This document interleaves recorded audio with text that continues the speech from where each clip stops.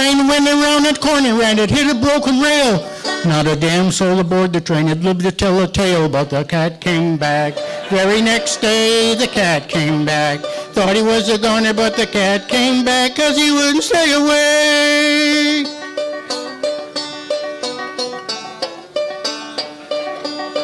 Now, you know, folks, it's a hard job being a cartoon cat because there's no money into it. I mean, if you're a cat. And all these people are out of a job because modern times have moved on.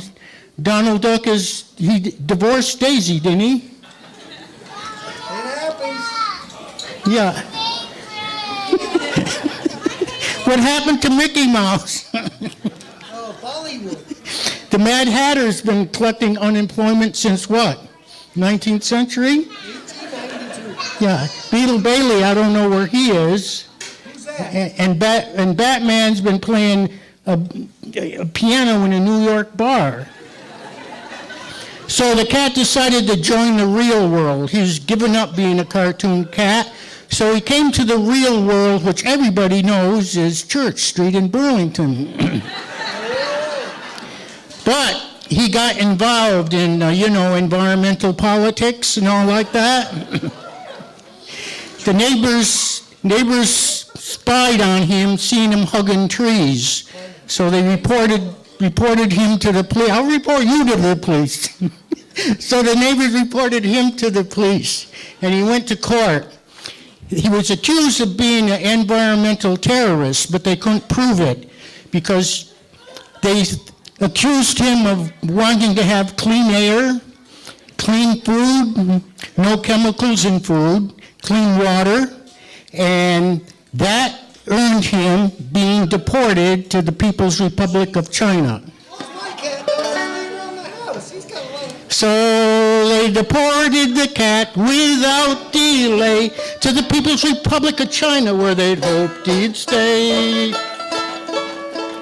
And the People's Republic of China declared him a security risk.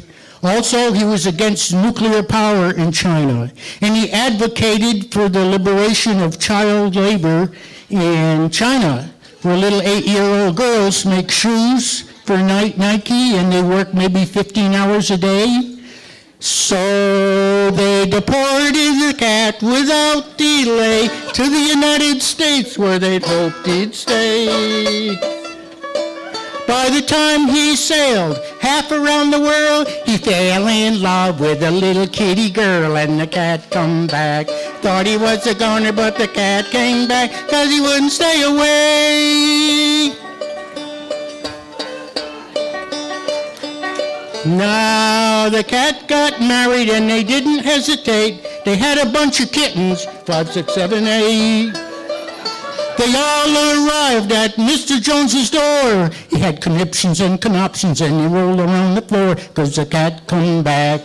Thought he was a goner, but the cat came back with more cats than before. Meow! I love kitty cats. They said Mr. Jones needed a nice long vacation. Of course, they took poor Mr. Jones away, and the neighbors, they know everything that's going on. They seen them drag Mr. Jones away for his nice long vacation. Be it ever so humble, there's no place like home. Home, home, sweet home. There's no place like home. Thought he was a goner, but the cat came back 'cause he wouldn't stay away.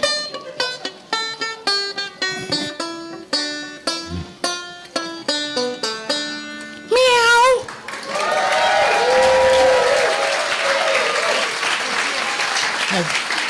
That's it. Thanks for coming out, folks. Thanks for not staying home watching TV.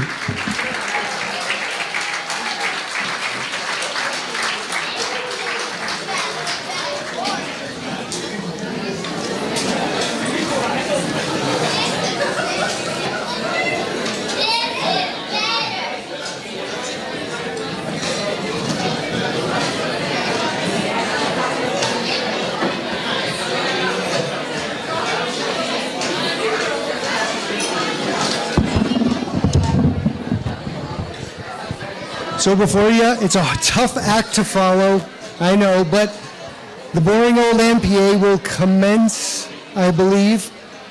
Do we have a moderator? Anybody besides myself? No 5 minutes. I'll start it off with a public announcement. How about that? Because I can't read. Well, I'm going to try. Anybody? I'll start off because we're running late. I'm going to start off our NPA. Thank you for coming. We're going to start off. I'm going to have a tough time reading, but announcements.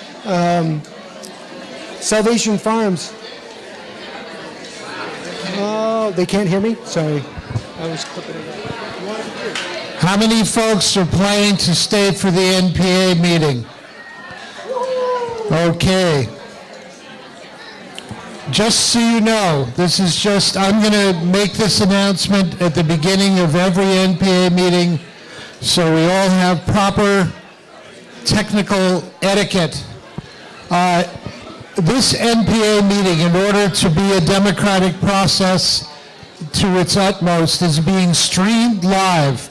That is to say, people who are not here are just as interested as you are in what's going on when they watch it on Channel 17. So, in order for them to hear what you are saying, proper use of the microphones is necessary. If you have something to say, raise your hand and someone will bring you a microphone. Please use it. Don't wave it around. Don't hold it at your belly button. Hold it in front of your face the way I am doing right now. That way everyone in the room will hear you and everyone at home will hear you. Thank you very much.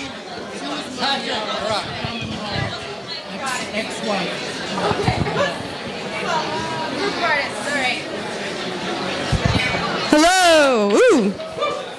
Welcome to the NPA meeting. If Lizzie Haskell is in the room, if she would come up and join me, she's going to be moderating as well. Oh, I see her. She's coming. Lizzie Haskell, everybody. My name is Emma Schoenberg. I'm part of the steering committee here for the Ward 2-3 NPA meeting. We've got a nice schedule for us today. So we just did a little bit of the announcements. Remember, if you're going to speak up during this meeting, please use a microphone. It's for the people here to be able to hear you, but also so that when we are recording at home, people can hear as well. And we do have some mic runners who will bring you the mic. Just wait a couple minutes and flag down those mic runners. Oh, all right. So we're going to do some announcements. Is Jake Cornfield here from Salvation Farms? Nobody's listening? Jake Cornfield. That's a really great name for a farmer. Did you guys catch that? His name's Cornfield. All right, so we're gonna let people move on, and also if you have a public announcement, this is a great time to do it. Please keep it to about a minute. I see a hand over there and a hand here and possibly a hand back there. Great. Will someone bring? All right. Cool. Hi, everybody. I'm Gene Bergman. I live on St. Louis Street in Ward 2. I've been there for God knows how long, a really long time. And the reason that I'm here is to let you know about the proposed charter change to privatize the Church Street Marketplace that is being put in front of the voters this March, but it is not a done deal. So I want to encourage you to learn more about it and to attend and speak out against the privatization of the Church Street Marketplace on January 22nd and on January 28th when the public hearings are. The council can only act if there are people who testify at the public hearing. So even if they wanted to do something, if people don't tell them not to do it, they will not be able to do it.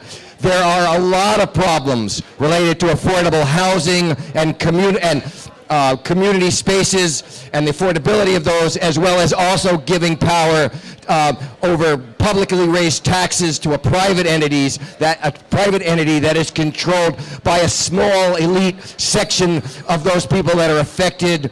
And I've done an analysis of the proposal. I'd be happy to share that with all of you, any of you. You can email me at genebergman26@gmail, or call me or text me at 802-598-3602. I'll be around, so you can just do that. But we have a chance to stop something really bad, and if we don't take it, then shame on us. Thank you very much, Gene. Next, we're going to have Brian Chena speak. And I'll just say we've got a lot of people in this room. Some are transitioning to leave. Some are waiting in line. We've had a request to just try to keep the volume a little bit quieter so that we can hear all the speakers, even when they have a mic. Brian, do you want to go next? Yeah, I came up here so people could. I came up here so it would go with the flow. So, hi, I'm Brian Chena. I live in the Old North End. I'm a state representative for part of Burlington. Today was the second day of the new legislative session. I don't have a lot to report on the session. What I will tell you is that I was put back on the Healthcare Committee, that Selena Colburn was put back on Judiciary. Jill Krowinski is on Corrections and Institutions, and she's still the caucus leader of the Democratic Party in the House. Kurt McCormick was promoted, and he's the chair of Transportation, and it sounds like they're going to pursue an aggressive climate change solutions agenda. So that's good news. And Gino Sullivan is the ranking member, or the vice chair of Commerce and Economic Development. So that's where your representatives were put. And I have a little update based on a meeting we had. I don't know if it was last month or the month before, but people asked me if I would look into what remedies there might be for concerns about the gigantic advertising billboards posted around the giant hole downtown. Is there anyone here who's concerned about the giant hole in the middle of downtown? Yeah, that's what I thought. So there's these billboards with like people making Masonic symbols, advertising things around it, and like there's been concerns about that. And so I asked if it was legal or not, and it sounds like those billboards may be illegal. And so this is what the legislative lawyers said. They said that under the rules adopted by the Agency of Transportation, the Travel Information Council can seek equitable relief, which is a court order, and they can remove those signs if they decide they're in violation.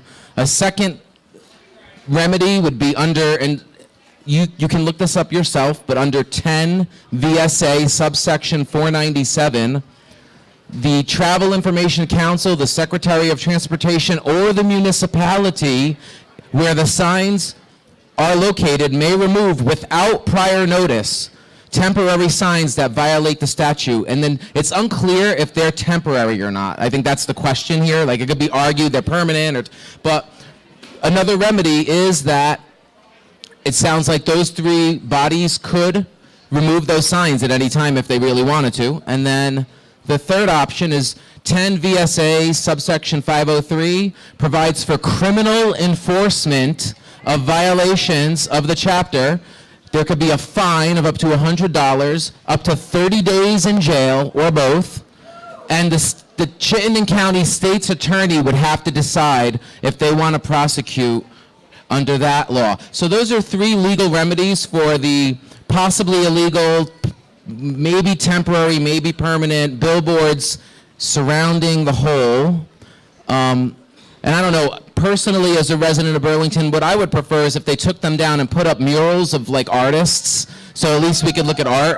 But anyway, I was just responding. I was the only rep here when that issue came up, and like many people looked at me and were like, tell us what we can do. So I looked into it. It took a little while to get the info. Thank you.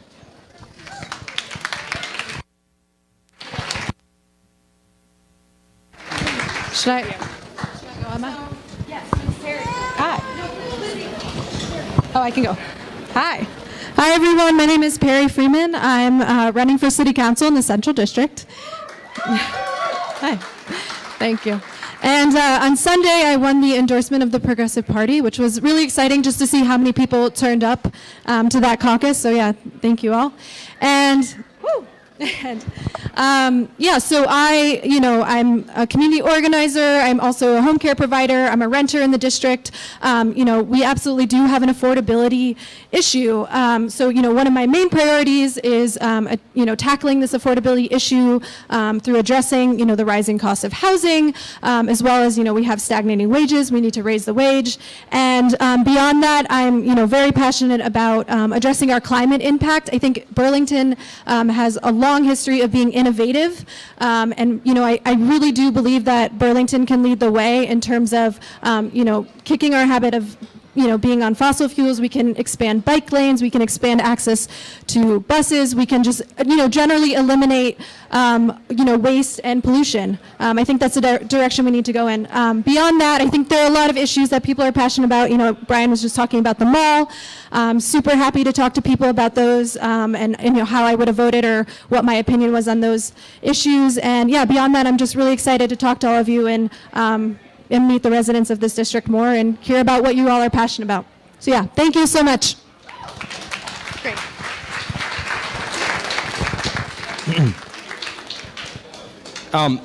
Thanks, Perry. My name's Jared Carter, and I'm Perry's friendly opponent in the upcoming City Council Central District race. I live on North Street, have for 6 or 7 years, and I'm a professor at Vermont Law School, where I obviously don't know how to talk on a microphone, but I teach constitutional law, First Amendment law, civil liberties, and advocacy courses. And I decided to run for city council because of those issues. And my basic platform, and you'll have to forgive me for going around and having interrupted everybody's dinners to get you to sign these darn petitions. I need to get 30 of them. But my basic platform is simple. And I'm not a polished politician, but I do know that simplicity is beautiful, and so it's very simple. 3 points to a campaign that makes Burlington lead. Burlington has always led. We need to get our mojo back. So what are those 3 simple points? Number 1, we need to get back to investing in people. I sit on my front porch in the summertime on North Street, and I see the same new American moms with their children strapped to their backs picking through my recycling in order to presumably pay for their basic needs. That is a moral travesty. I have good friends who work on Church Street full-time for chain stores that are there, and they wait in the lines that are getting longer and longer at the food shelf. That is a travesty. We need to get back to investing in those types of people. So that's number 1, invest in people, not in out-of-state Wall Street schemes and development projects that are too big to fail. We've seen it in Newport. We've seen that hole in the ground. The hole in the ground down where the mall is a travesty as well. I say take those signs down. As a lawyer, I think they're illegal. And I'm sick of seeing Don Sinek smile at me as that project stalls. So for responsible government on city council, I would stand up and say it's time to come up with a plan B and have a plan B in case it doesn't happen. We can't afford to fail there. We need to invest in people. Number 2, we need to protect, preserve, and reinvest in public assets and public spaces. From BT to the privatization of Church Street that Gene just talked about, it's critical that we stand up now. That's the second plank of my platform, Burlington Leads. And number 3, and I know I'm running out of time, lawyers always talk too much, so do law professors. Number 3, I want to restore balance in city government. I'm going to nerd out a little bit as a constitutional lawyer. I believe in co-equal branches of government and the important role that the pushback between all of the different branches of government play. I respect that process. It's important to restore that balance at city council. That's what I would do. So that's my simple 3-part plan. I'm out there collecting signatures to get on the ballot. I'd welcome any of you to sign. Democracy is important. Perry is a good friend. I respect her, and I think in many things we will agree. But those are the things I'm going to stand up and talk about. I'll turn the mic off now. I'm over time. Thank you.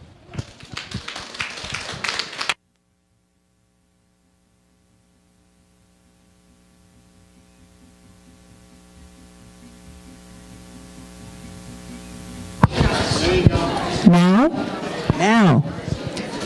I'm Barbie Alsop, and I got rooked by the Progressive Party into running for Inspector of Elections for Ward 3. And since I want to do it right, I need about 5 more signatures. So anybody who's in Ward 3 who wants to support a poor 67-year-old lady for her first job in government, in elected government, I would very much appreciate it. I don't even know what the job entails, but I'm told I will be taught.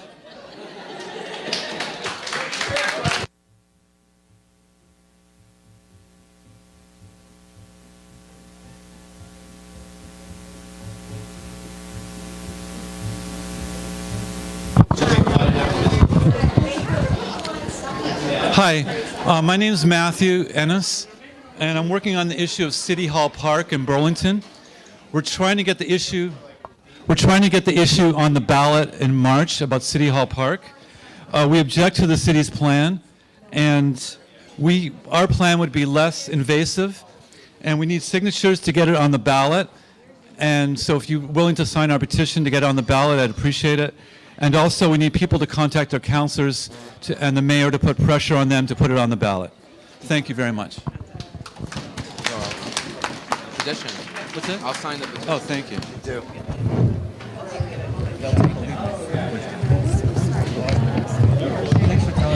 Hello. My name's Kirsten Merriman Shapiro. I live in Burlington in Ward 5, but I am here tonight in my official capacity as a staff member for the Community and Economic Development Office. I wanted to come tonight. I've been going to all the NPAs to make sure that folks at the NPAs are aware of an exciting new effort around the Moran plant. So I've got some handouts. I hope I have enough, but if not, maybe people can share.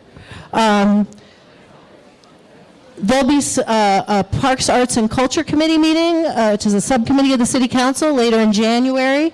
There's a link on there to the website where you can find out more about this. The concept is really a pared down, stripped down effort at the site, something that we can do within the budget that we have for the building, and something that provides opportunities in the future. So I'm around. If you have questions later, feel free to see me. I know the mayor's also here, and you can ask him questions as well. I don't want to take up too much time, but I really would encourage people to look at the website, come out to the PAC meeting at the end of January. We really want to make sure people can understand this exciting new opportunity. So that's the quick and down. Thank you.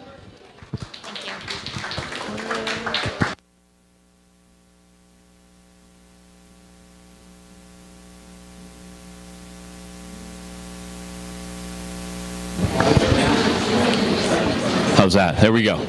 So we're not really on the agenda, but we decided we would say 2 things. I'll speak quickly about the question about City Hall Park and whether it goes on the ballot or not, just very briefly. The council has until the 28th of January to make a final decision on that question. And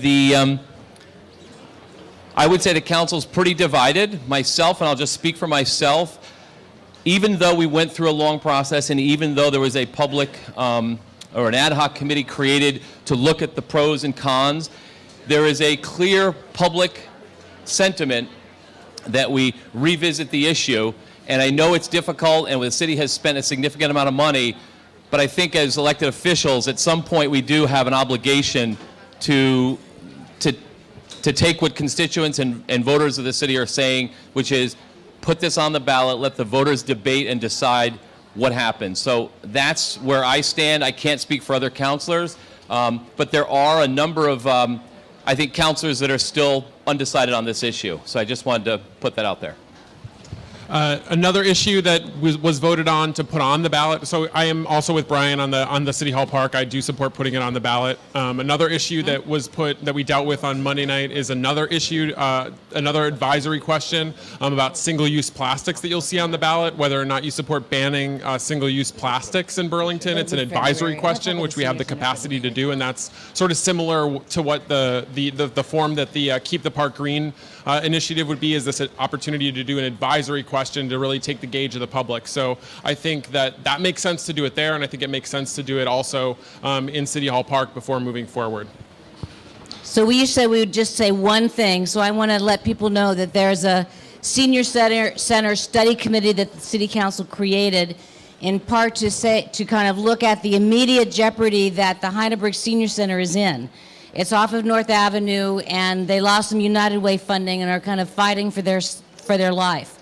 We set up this committee to figure out a solution, a permanent, sustainable solution that will keep the Heidelberg Senior Center open, which is, I think, of vital importance.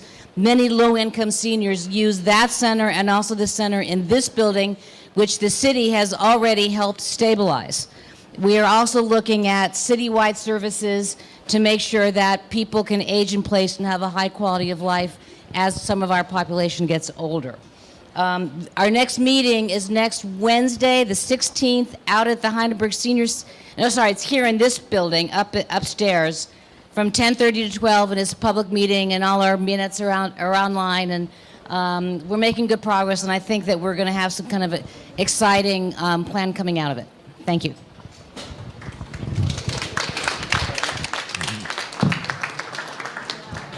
And I would just like to say that I'm speaking for the steering committee. I'm assuming that we will have sample ballots for you next month that you can look at, and on the agenda a link to the city website that will also have the sample ballots, just to help you know what you're going to be voting for. And we have one final announcement, I believe. His last name is spelled wrong. Thank you, Amanda. Duderman. I'd like to direct your attention to the Tuesday edition of the Burlington Free Press with regard to ridership on the Green Mountain Transit Authority system and national and a national system. Oh, yeah. Also, we're going to bus systems. The ridership's been down nationally, and there are a lot of reasons. I'd like to put my name on the agenda for the next meeting and explain where GMTA fits into this. And also, I'd like to, again, get on that meeting next month. I'm just making the announcement now. How about March? Because I think next month will be all about the elections. Can you do March? Yeah, you're right. March, it doesn't matter to me. I just want to make people knowledgeable. I also agree wholeheartedly with the billboards on Cherry Street. They are billboards, and it is illegal. They can have 4 of those billboards, 2 on each side. That's it. It also is protruding into the travel portion of the right-of-way. And I used to be a member of the Burlington Police Department for a long time.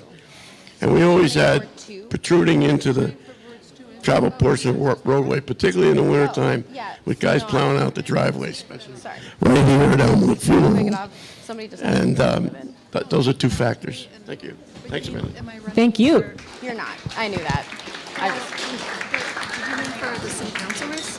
No, somebody just asked where you live. Yeah, it's because they noticed it was different. Okay, are there any other announcements? I think we have one more. Okay. Hi, this is Ben, and I live in Ward 2 on Decatur Street, have for 16 years. And I just wanted to let people know about some things going on in the State House coming up this session. The state changed the policy for renewable energy about 2 years ago, and it's resulted in a slowdown of the implementation of renewable energy in Vermont. And it's become more and more clear recently that we need to accelerate, not decelerate. So now that we have a lot of progressives and Democrats in the State House, now is our chance to change policy back so that we can keep working towards a carbon-free future.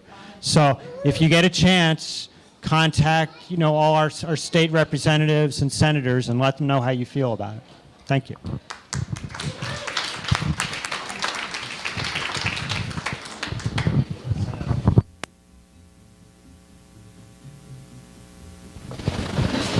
Yeah, hi, Tony Reddington. I'm on the steering committee of our NPA, and thanks to all the members here who have been running around and being active. I got 2 or 3 transportation issues. The most difficult one, of course, is that we had a fatality on North Avenue on December 20th. Jonathan Jerome, 61 years old, trying to cross the street from Poirier Place, and the Ethan Allen residence over to the other side of the road, was killed. And it's been sort of, I don't want to call it clockwork, but every 6.5 years a pedestrian dies in Burlington. We've had 3 die since 1998. And in fact, we now found that not only are pedestrian injuries or fatalities not exceedingly rare, that we learned from the North End folks that there was a person who was killed at that same crossing in the early 80s, and a sibling of that same person who was killed who was also injured at that crossing. The point is, we need to have safe infrastructure in Burlington. And one of the problems, even though there's going to be some signals placed at that location, the design, and I've commented as a member of the study committee on the North Avenue Corridor Plan, I have commented directly that the proposed solution by the city is unsatisfactory. There should be a pedestrian refuge with a good curb in the middle. That's why we have the 3rd lane, is for safety. And until that's done, there will not be adequate safety there. Number 2, the Winooski Corridor Plan, Alyssa Faber is here, and Jacob Flanagan are both representing our area. And I got data that I've finally begun to analyze from citywide data on the number of pedestrian and bicyclist injuries. And I really was startled. I work with data, but I thought that pedestrians clearly would be hit, and there'd be more pedestrian injuries in Burlington than there would be bicycle injuries because there's more pedestrians. In fact, we have citywide for the 5-year period, basically 1 bicycle injury, 1 crash every 2 weeks for 5 years, and we have 1 pedestrian injury every 2 weeks during the 5-year period, 2013 through 2017. The message is that we have basically 1 pedestrian that's going to be, or a bicycle that's going to be hit this week. There's going to be 1 hit next week, and every week until the end of the year. That is the record the city has. That's not satisfactory. And there needs to be a recognition that, 1, safety is the most important thing, as our transportation plan of the city says it's critical, and we need a proactive Department of Public Works that addresses this, Mayor, and they're not doing the job. Finally, I just want to mention that there's been, the traffic signals basically injure, delay, and pollute. We're going to have a signal put in at Cambrian Rise. There's going to be an increase of 2,000 cars a day on North Avenue, which I consider very significant, even though the developer last meeting said that, it's very little. But most importantly, that intersection is going to be accident prone. It's going to generate additional climate change emissions, waste gasoline, and it's basically going to act like a typical traffic signal, which is kill, injure, delay, and pollute. We made an effort through the efforts of Cambrian Watch to get the expertise to say that a roundabout would work at that intersection. We found that it would, and yet the Public Works Department again dropped the ball and said they wouldn't even consider it and consider the expert material we presented. Mayor, we need to have a change in Public Works. There was a big discussion of Public Works last meeting, and I think there's beginning to be a dim but increasing light on the staff there. They need to be proactive in safety and proactive on roundabouts.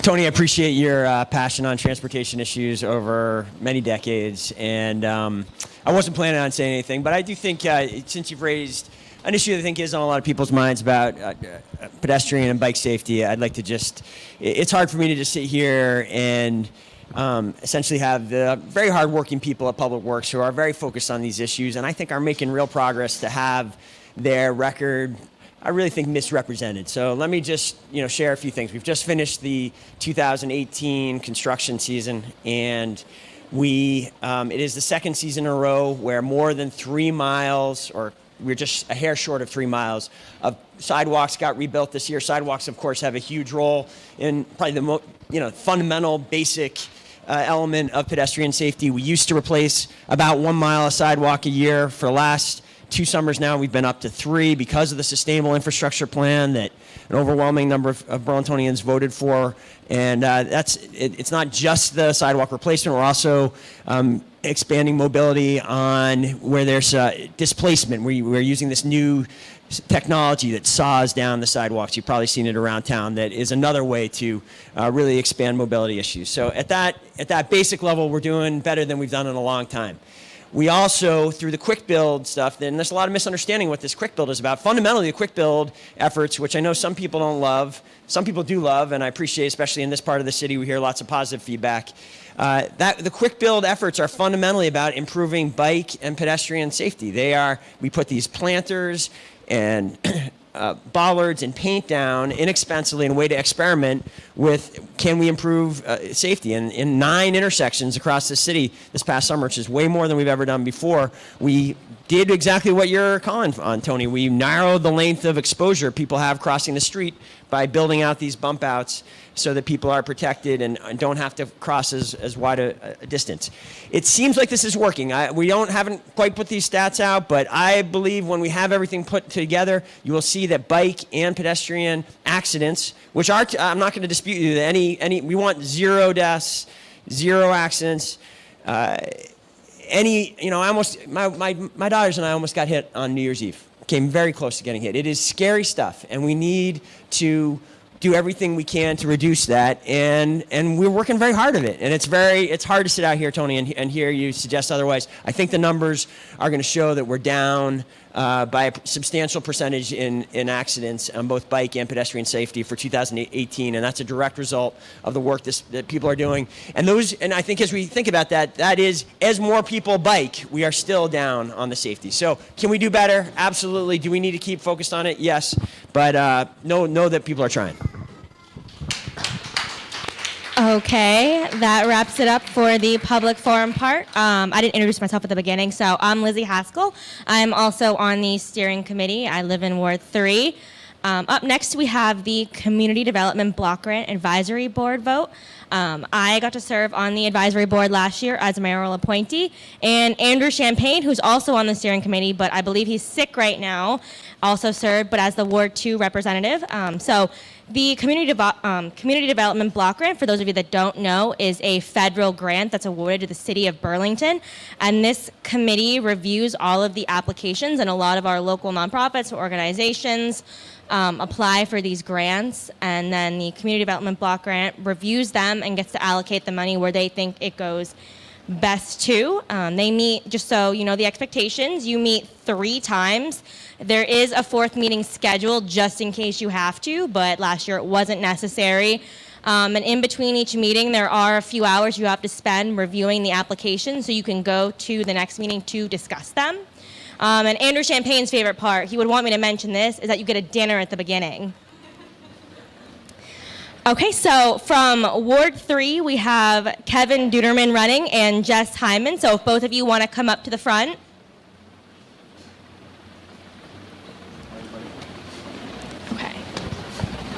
Okay, so if both of you just want to take a couple minutes and explain why you would like to serve on the Community Development Block Grant Board this spring, that would be great. Do you want to go first, Jess? Go first. Hi, I'm Jess Hyman. I live on North Champlain Street. I've been living and loving the Old North End for, well, most of 20 years now. Been involved in various community activities, mostly garden and food related, and really love the neighborhood. I've had a lot of experience in the nonprofit world. I ran a statewide nonprofit for many years, served on both sides of both the grant application and the grant granting world, and know a lot about that. I did serve on the Community Development Block Grant Committee for 2 years, way back in 2007, 2008, and it was an amazing experience, a really tough job. It's really heartbreaking because there's so much need out there in our community and there isn't enough money for it. And so I would be honored to serve again and represent the Old North End and stand up for all our all our residents. The one thing I do want to say in full disclosure is that I work for CVOEO in the Fair Housing Project, and CVOEO has applied for 2 community development block grants in different programs, not my own. So there is a chance that I would have to recuse myself from voting on those, in which case I think Kevin would be a much better candidate because he would be able to vote on all of them. So I'm not sure how that would shake out, but I just wanted to put that out there. And I'd be very happy to serve, and I'd be very happy for Kevin to serve too. So, thanks.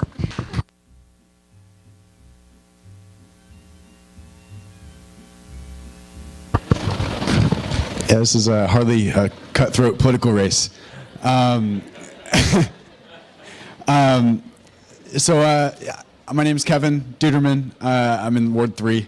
I came up here for Champlain College and decided to stay. This is my 4th year out of college. And over the past 2 years or so, I've really tried to get more involved in the local goings-on. I got too sucked up into federal and world affairs, and this has been an eye-opening experience, really seeing what kind of infrastructure we have here in Burlington for such a small town. It's pretty amazing. And I think it would be, I'm not involved currently in any nonprofit groups yet. I'm still kind of getting started and getting into the kind of public realm, and I'm terrible at public speaking. I tend to drown on a little bit, so let me stick to my notes here. I would really I would love to have this opportunity because, I think it's really awesome that CEDO really values citizen involvement. They don't have to do this. They don't have to have, citizens have their input. I think that's really awesome. And to play a role at all in determining and helping guide where this money goes. I think we have a lot of hidden and a lot of invisible poverty in this town. I went for a walk on the train tracks, and I found a camp of people in snow up to here, camping, and it blew my mind. I don't do all that well, but I keep a roof over my head, and I'd really like to play any kind of part in making that better for people, in our making our neighbors' lives a little easier. So I hope either one of us gets in. So this is cool. Thanks.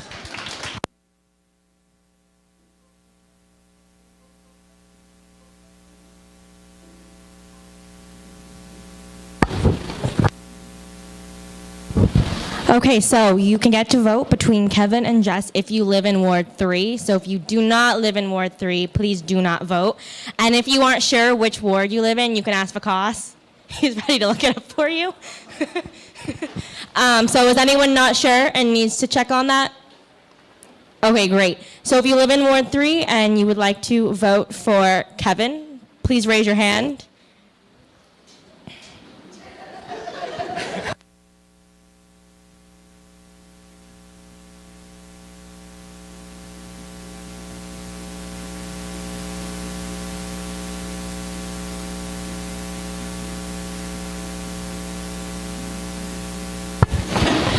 Okay, and if you'd like to vote for Jess, raise your hand.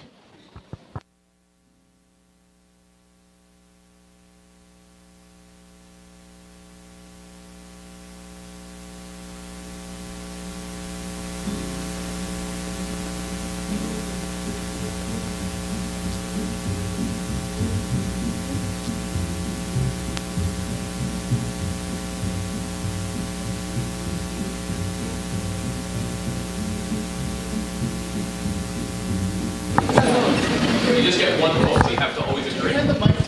So Brian just gave us the information that in the past, 2 people have split this role. And so for now, can we just vote? Woo! Democracy.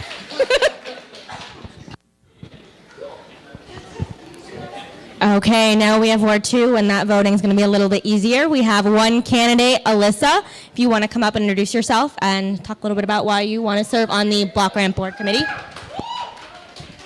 Hi, my name is Alyssa Faber. I live on Crombie Street. That's Ward 2. I double-checked last month. I told everyone I was in Ward 3. Sorry. I am a teaching artist in the community, so I often apply for grants. I've been on that side. But I also organized a youth council this year. That's a statewide youth council, and the young people on the council created their own grant for other young people, which is a really exciting process to watch. So I'm kind of just helping the youth figure out what's going on with seeing grants and giving out money to other young people. And I've also sat on multiple committees to read grants for federal and statewide funding for after school and summer programs. So I really would like to be involved in my community more, and I think I have the right skill set for this particular committee. So that's why I'd love to do it. I guess you don't have to vote for me, but thank you for your support.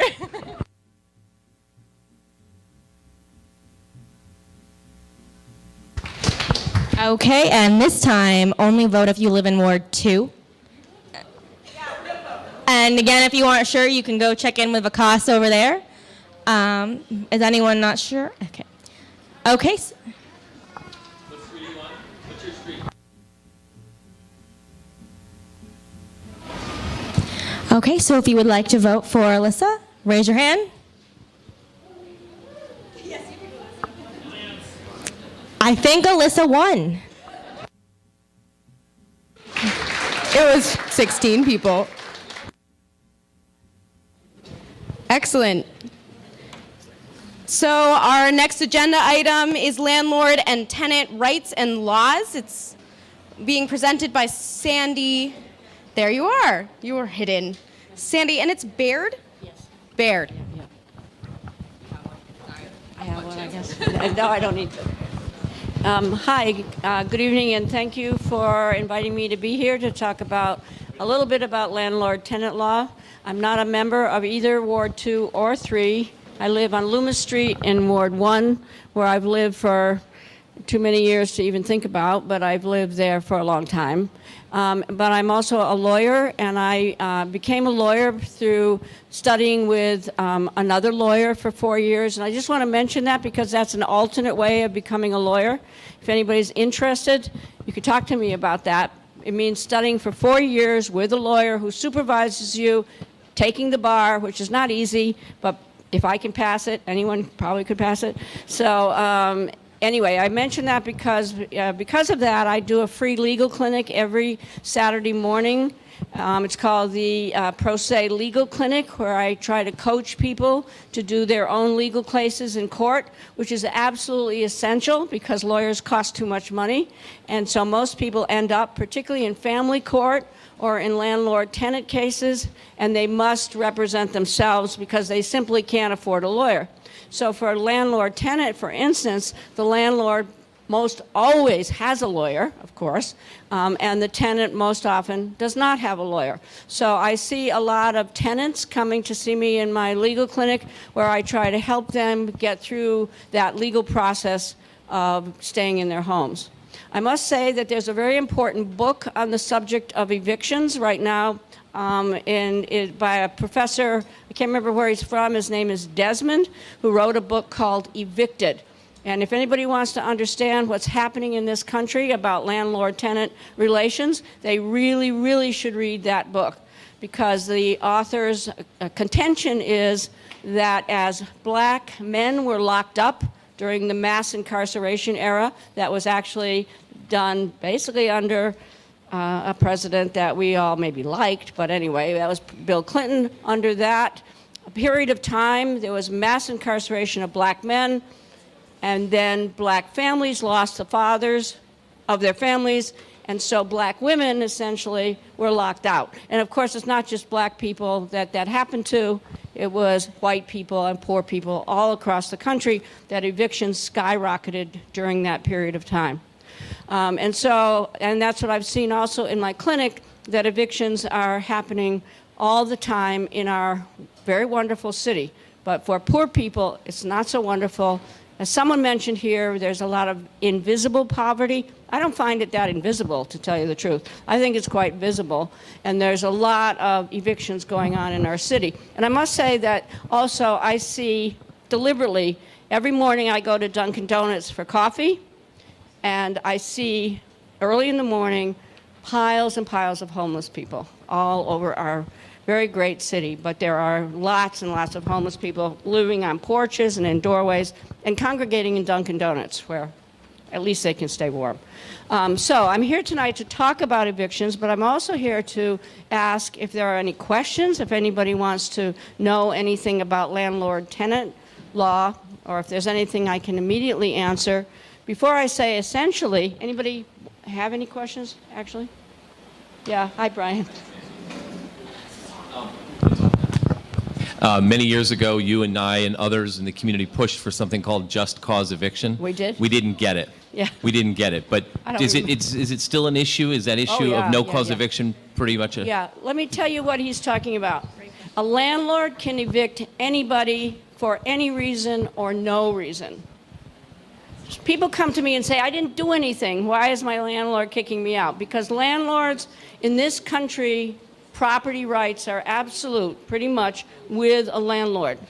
And he can get rid of you for any reason whatsoever, or no reason. So basically, the most evictions that I see are basically no-cause evictions, and that's perfectly, that's correct, what Brian said. There are certain states in different jurisdictions that have evictions only for cause. But that is not true in our state of Vermont. So anybody can kick you out at any time, yeah.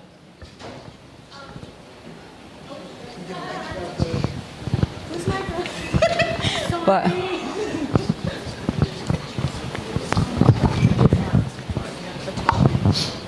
I'm wondering if at some point tonight you can talk a little bit about evictions in private homes with a private landlord versus in situations where it may be a subsidized housing or a Champlain Housing Trust, for example, versus people who are renting from really large developments and landlord conglomerates. Right. Well, it's the same pretty much with subsidized housing as well, except that usually people have leases. If you have a lease, the landlord has to follow the provisions in the lease. And if the lease says that, you know, that a landlord must give you extra notice, or if a landlord can only evict you for breaking the lease in some way, damaging the property or not paying, it's those usually the subsidized housing are governed by the lease.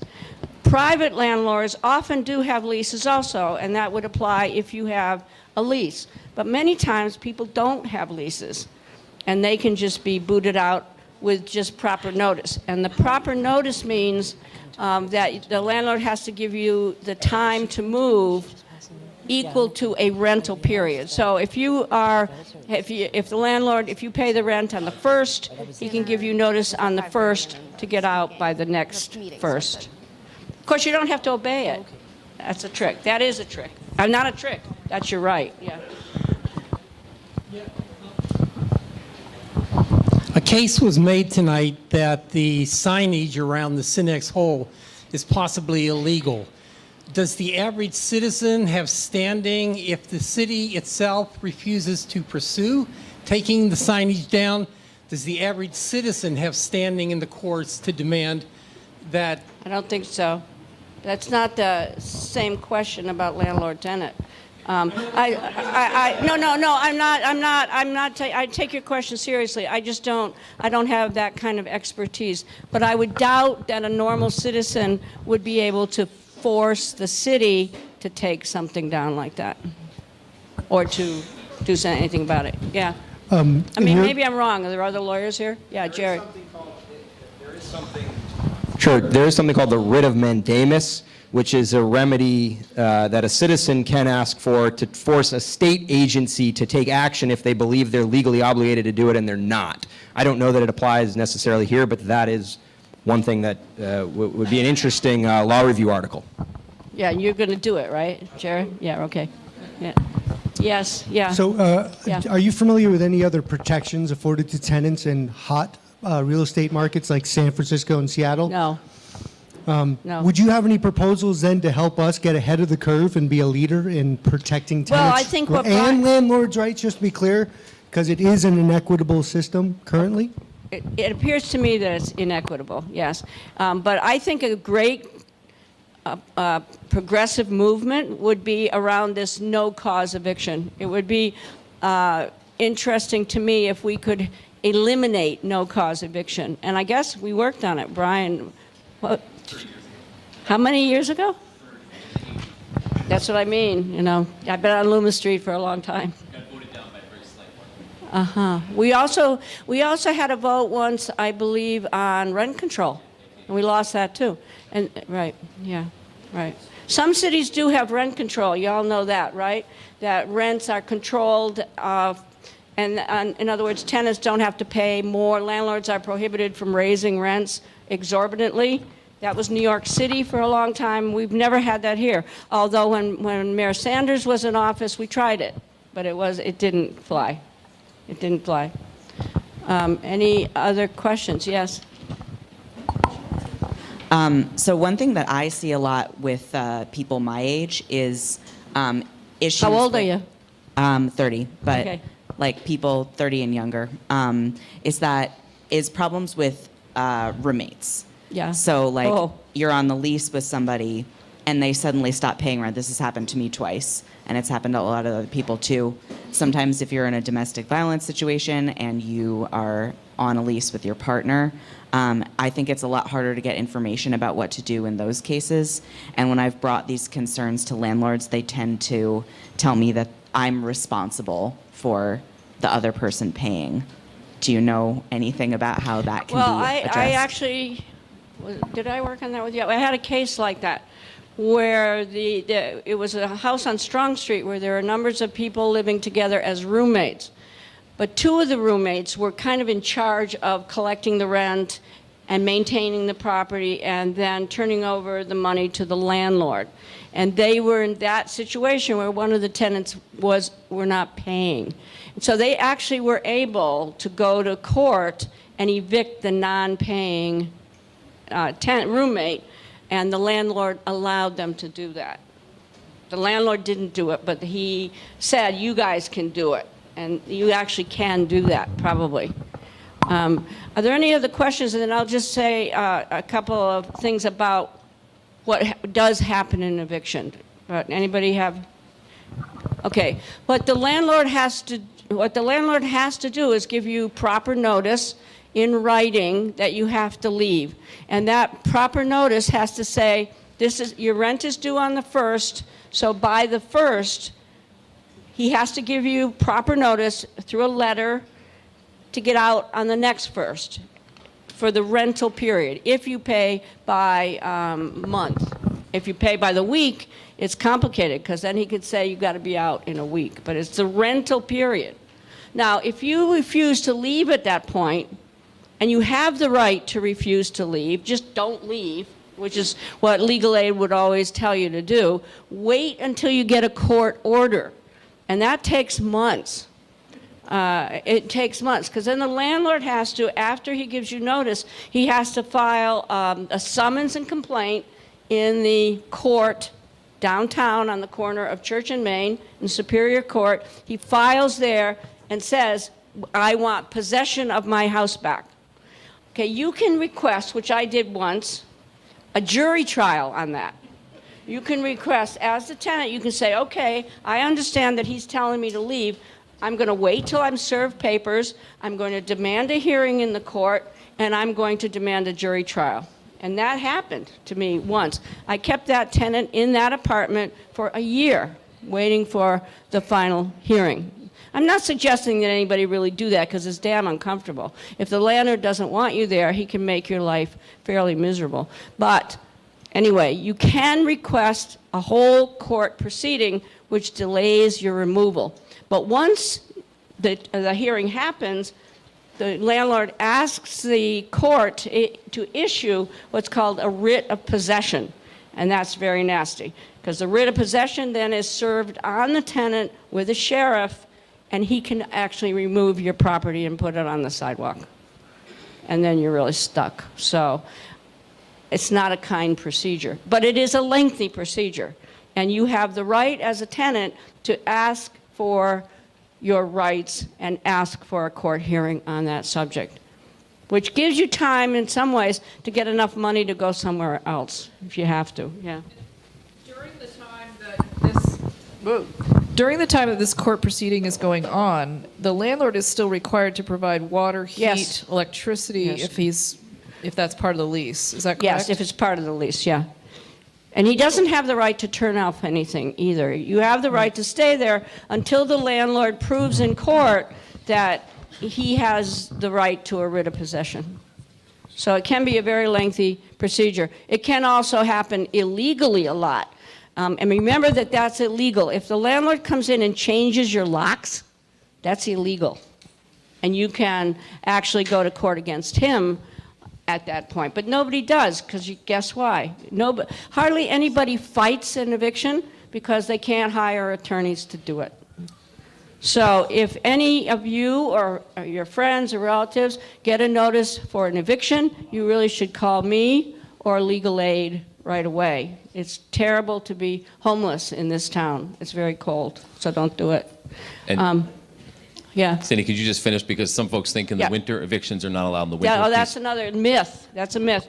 When I was at Legal Aid a million years ago, I thought that was the case also, that if it was in winter, a landlord couldn't kick you out. Total myth. I mean, as long as landlords believe it, it's a good myth. But it is a myth. So, it's not true. I probably shouldn't even be saying that out loud. And then Right. the book Renting in Vermont is a great resource, isn't it? Is that a good? Yeah, yes. So And that's there just is a tenants organization still, right? Yeah, Vermont Yeah. Tenants. Yeah, Vermont tenants. So if anything happens to you or your friends, remember that tenants do have rights. They do. And you can delay it for a long time. Don't automatically accept what the landlord is telling you, please. Okay. Another whole problem is if you feel like the landlord is not doing his duty of providing you with what's called the peace and quiet enjoyment of your apartment. Talk to me on Loomis Street about quiet. But anyway, if the landlord tells you or refuses to protect you or to keep the house in decent condition or is violating any of the housing codes, you can withhold rent also. However, there's a trick to that. You got to do it. You got to really have the rent and put it in a separate account so that when a final accounting is made, that the landlord will get his rent. But you can withhold rent, but to do that legally, you have to have it in an account. Yeah. Hi, Sandy. This is amazing and will be super helpful. And I think a lot of people who need. We know each other, though. Hi, my name is Melissa Kane. I'm a local Person. activist. Yeah, right. Person, sure. As well. I think this is amazingly helpful. I've lived here 7 years. I've had my rent risen $200 in 1 year because my landlords are people.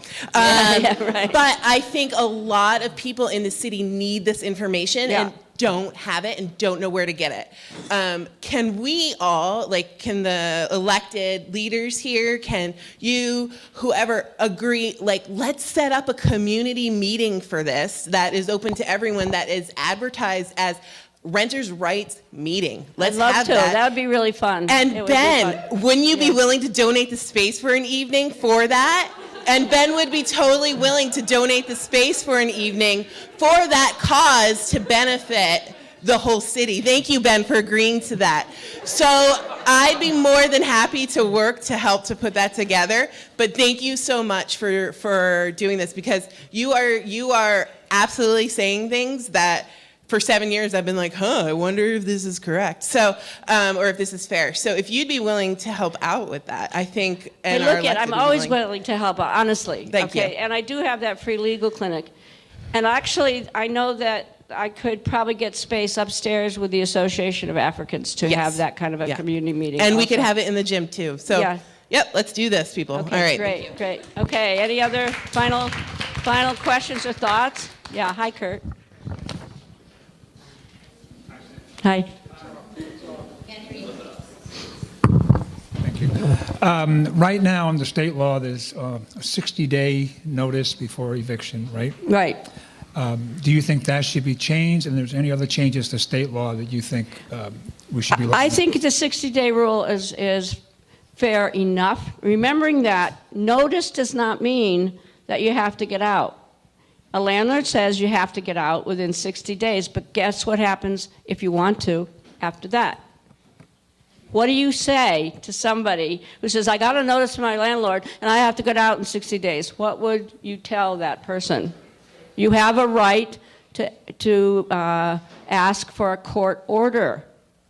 You have a right to a legal process in court, which could take months, and then the court issues an order that proper notice was given and now you have to leave. That could be months.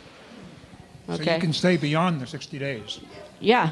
Oh, yeah, but you have the right to go through a whole legal process during which you stay in your house, and at the end there's a court order telling you to leave, but that could extend your stay, and that's legal.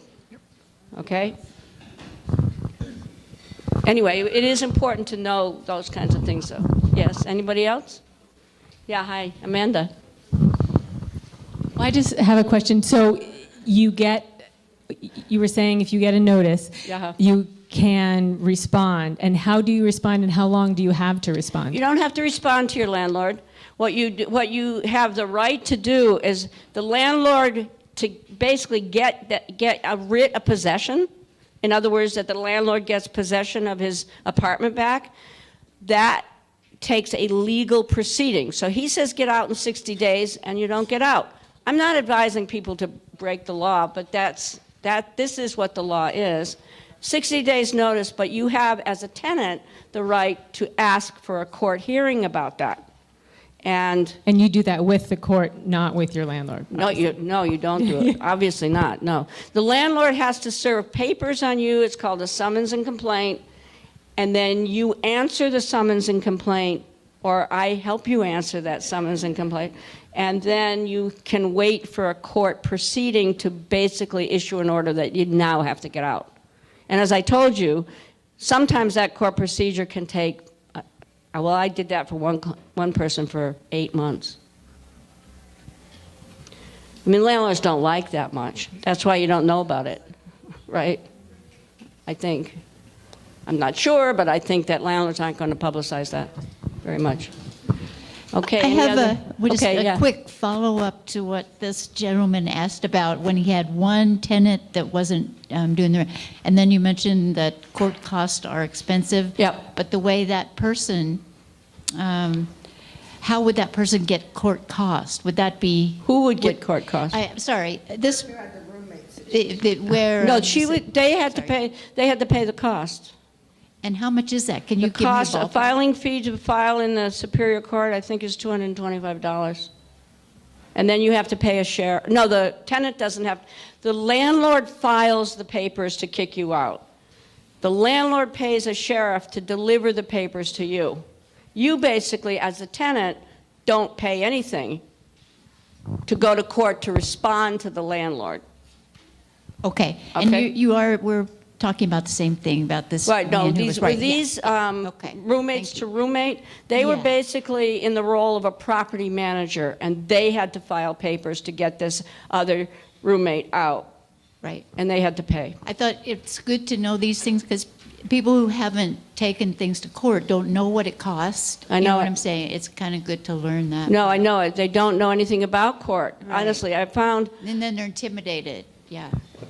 very much. I mean, I have found all through my career that people know really very little about the law, very little about how the court works, and it's a real disadvantage. So this is really, really helpful. You know, it's very like much of a Melissa disadvantage. That's why if people have questions, I'm telling you, come to the legal clinic between 10 and 12 at Legal Aid right in this neighborhood, 274 North Winooski Avenue. And other people, you should Excellent. refer your Yeah. friends there. I'm the only attorney there, but I have numbers of people studying for the law with me there. Thank you. Yeah, yeah. No, Saturdays. But you can also call me up. I sort of am a hotline kind of person. Yeah. I have a practical question. Once you have forced a landlord Forced him? Yeah. to go to court, Well, by you can't refusing- take a by landlord. refusing to leave. What? So you've done your 60 days, Yeah. and then he has to go to court. Yeah. Does that sour the rental community for you in this city? In other words, do the No, I think the landlords... rental community would probably commend you. No, I Yeah. meant the landlord. I mean the landlord committee. Yeah, well, no, because the landlord doesn't necessarily know about it. Now, if he knows about it, yes, it would sour you with your next landlord. Because and, I'm landlords are a lot tighter together than tenants are. Right. And they do pass gossip and news to each other. So they often do know that. And so that's a disadvantage.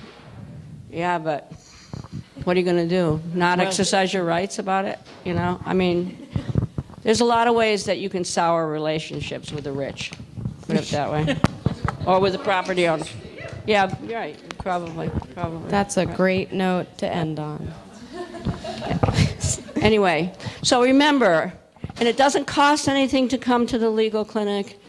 And I can give you my phone number too, okay? Because I really want this city to house everybody. I really do, in some way, as a community.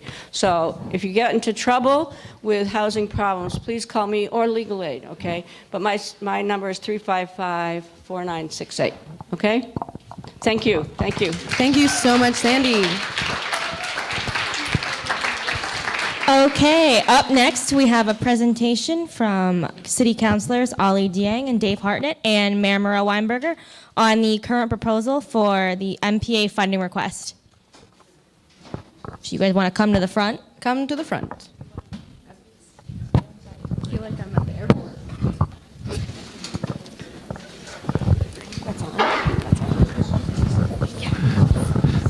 I apologize in advance. My throat's a little hoarse, but I'll do the best I can. But before we start on the NPAs, I am Dave Hartnett, and I represent the North District in the new North End. It's always good to come down here, though I love it down here. But I will, before I start, though, Sandy Baird, the best, the absolute best. I've called her numerous times to help us out with, I know you have, numerous times, woman helping battered women, domestic violence. She is just amazing. The people that she's helped in this community over the last 25 years is just simply amazing. And when she says just call her and she'll get it done, she means it. She's just a wonderful lady, and it's a privilege to know her. So I just wanted to say that for her. So we're here to talk about NPAs. Councilor Deng and I sponsored a resolution to fund the NPAs better, that we wanted to make a difference and try to get you guys some fundings. And it was met with mixed reviews by everybody, actually. The steering committees had issues with it, and some of the different NPAs had issue with it. And it really, the problem was they really didn't know where we were coming from with the resolution. So I'll take some of the blame for that. But what I would like to see personally with NPAs is to get back to what we used to do with them, right? To make a difference in your neighborhoods. Right now, and again, this is the best NPA. Me and Ollie Dang were just talking about this, right? And it's great. It's a meal and it's a gathering. But when I mean making a difference in neighborhoods, is like, for an example, I mean, we had a family lose their house to fire in the new North End a couple years ago. You know, I went to the NPAs and said, hey, is there any finances for this family that we could help them get through a tough time, right? And that they're not there anymore, right? They're different ways, and I know the mayor's going to talk about that, but it's not as easy access as it used to be with the NPAs, right? I'd love to, you know, we have a high school student on our NPAs, right? I'd like to see scholarships for high school seniors. You know, they could apply for an NPA scholarship if they want to continue their education or trade school, right? I want to see us make a difference in our communities and our neighborhoods.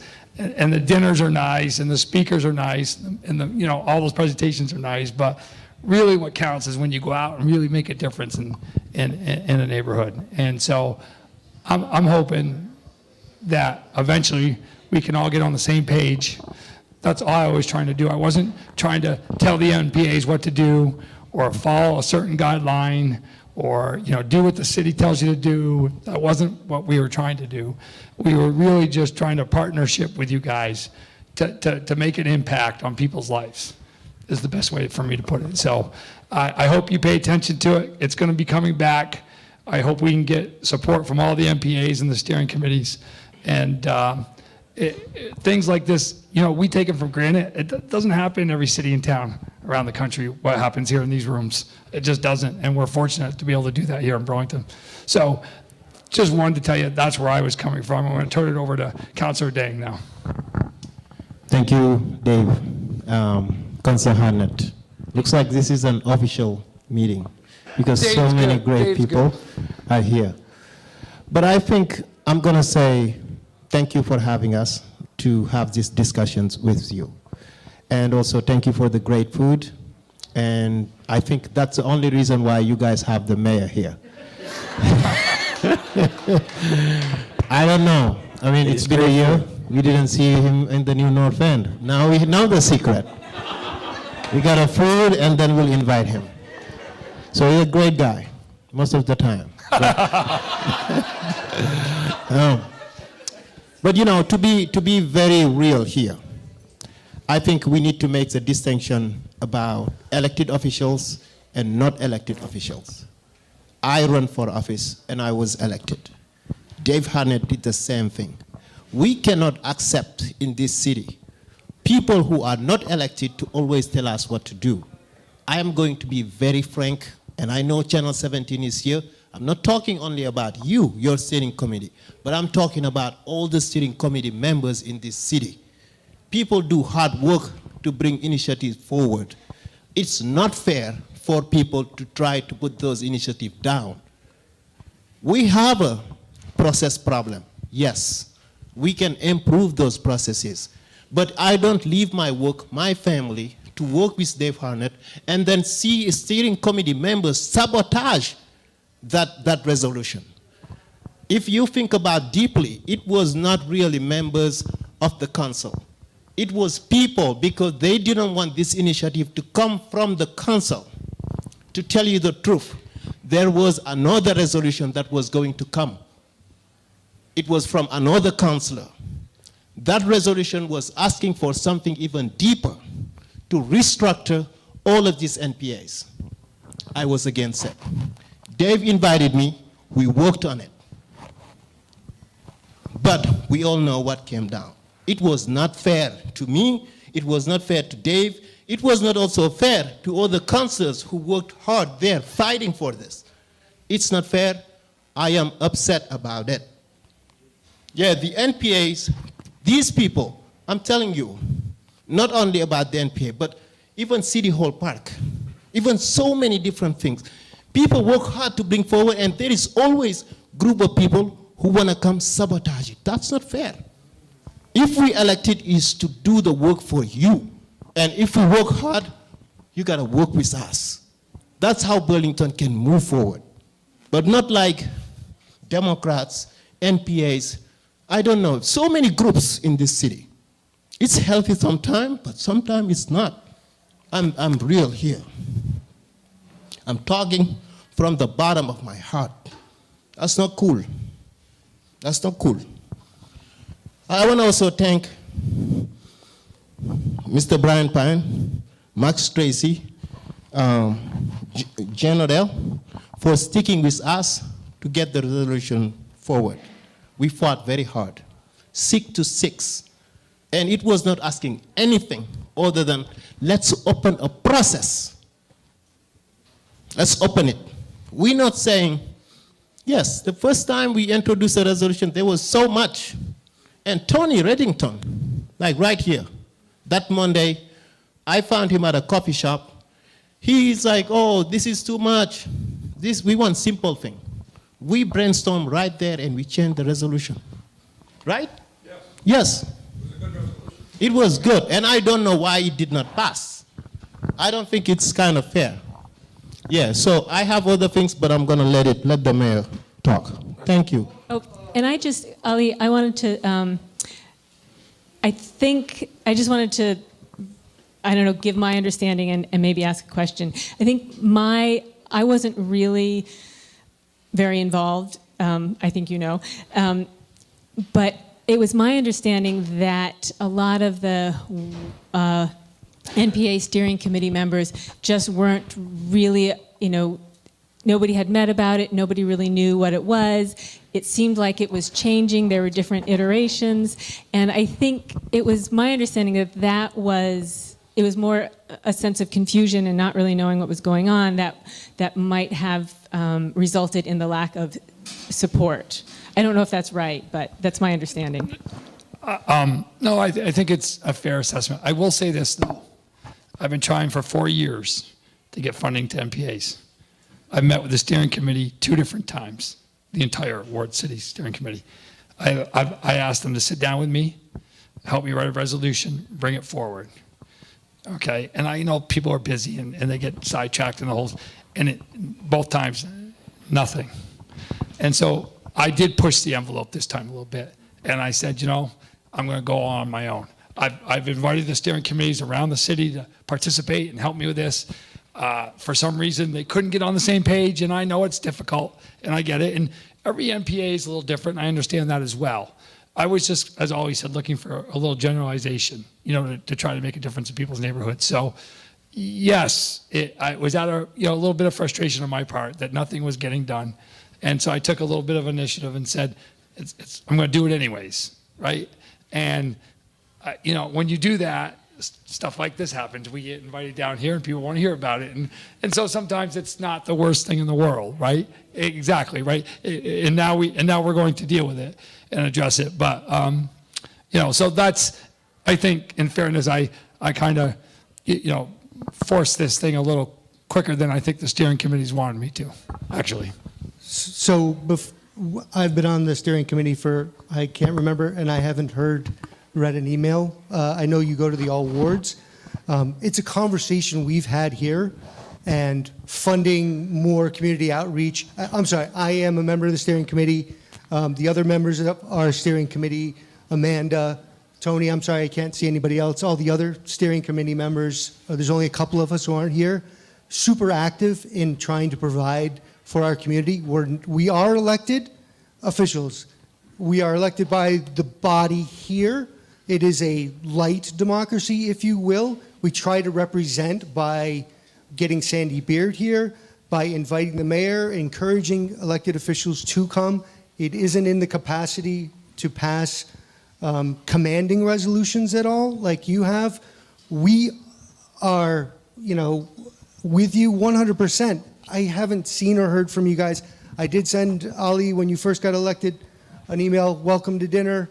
Come on over, doesn't matter. We like to see, everybody here. The mayor doesn't live, but yet I think I've seen the mayor here more than any other mayor ever, which is just great. That's participation. He doesn't get a lot of love, but he shows up. And you know what? So be it. And he keeps going, and it's probably for the food, but hey, we like to see people, we encourage the dialogue. Sometimes it's not pleasant, and sometimes it's disagreeing with you. You have a lot of support here. If you had showed up here, maybe a lot of that pushback you felt wouldn't have occurred. You'd actually maybe, have fielded ideas that we have already had, and that could pass on to others. A lot of us can't go to an all words NPA. Oh, I don't want to get too long-winded about it. Yeah, and thank you. And what you said is true. It's right. But here's the thing. The thing about this resolution specifically, it was not asking for anything other than let's open a process. Elected official or no one should say we don't want a process. No, nobody. Like, a process is fair, it's healthy, it's inclusive. Let's open one. Who can vote against that? I don't know. I don't know. And also, I think it's important to clarify that members of this steering committee, I sent them the resolution. Amanda, right there. I sent it to her way before all of that, because I didn't know who. You did, and you didn't have the correct email address. And so I saw you at a meeting like 2 days before, and you sent it to me 2 days before, but I didn't realize it was being voted on in 2 days, or I would have prioritized it more. Maybe, but I know that I sent it to you. I know I sent it to Jim Holloway, who is in the New North End, Andrew Simons, who is in Ward 5. And I would also say that we, I think, had 2 people on our steering committee, Tony and Jim Lockridge, who's in Costa Rica today. You guys feel badly for him, who actively, and who really wanted to be here, and is the person who set up this panel, and then he found out he couldn't be here. Yes. Or maybe he knew all along, but he must have known all along. I think that they really supported you and actually wrote emails in support. So even your steering committee wasn't on board as a unified steering committee because it all happened really fast. Yes. And so, it was just, I think, perhaps a flawed process. You know, Amanda, what I say to wanna- that is it's water over the dam now, right? Now we're just going to look forward. You know, miscommunication, Wendy got an email when we did, all the intentions were good. Let's not look back. Let's look forward and get this done together. And I think we can.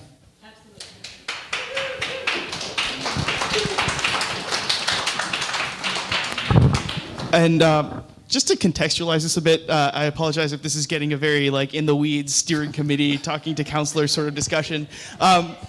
Yes, so there, thank you. So to contextualize this a little bit, as many of you guys are aware, the NPA, particularly here at wards 2 and 3, where we tend to have a large party of people, have been trying to get a little bit more active, a little bit more ahead of the curve, and try to bring some concerns up to city and to other officials. We had a big brainstorming session last June. Many of you guys were here. If you remember, we had a big board up. We did lots of ideas and came up with proposals to both improve the inclusivity of NPAs, as well as look at things that we as an NPA could tackle at our very, very local neighborhood level, and take on some of those small things. So there have been many conversations that happened outside of this between steering committees and between the city council. One of the many things to come out of that was a resolution that I believe we passed in June, and I'm sure a lot of you guys remember that. It was a learning process for sure. We're all learning how to do direct democracy. Another thing that came out of this was a proposal at City Council to support those kind of activities. And throughout this whole discussion, one of the common threads has been asking for more money for the NPA so we can do things like outreach, so we can do things like providing childcare and allowing people that would like to attend the meetings to do that, as well as take on some of the smaller community projects that are looking for funding. In the past, NPAs have been able to allocate funds from the CDBG funds directly. Earlier this meeting, we elected 2 representatives to that board, and so that is related, but there are many conversations happening here, but the larger context is there is a specific proposal at City Council that came up for discussion that was voted down. And with that, I will step back, and there were a few hands. Do people have questions about what we're talking about? And I just also want to add a little bit about that because we were the people that really started this visioning exercise back in June. And I'll direct this also to you, so steering committee hat, half on, half off. It's an imaginary hat. One of the questions that came up in that space and then also afterwards that we continued to have these conversations is not just can the NPAs get more money, but can they actually have more decision-making power about how much money they're going to get and what they're going to do with it? So not just giving money and having people decide what to do with it, but bringing that decision-making to the most direct level possible.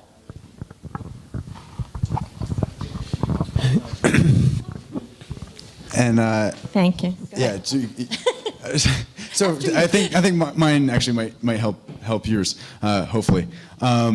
Yeah, I think a big part of all of this, I listened to that city council meeting, and I came out of it just kind of bewildered, like what the hell just happened?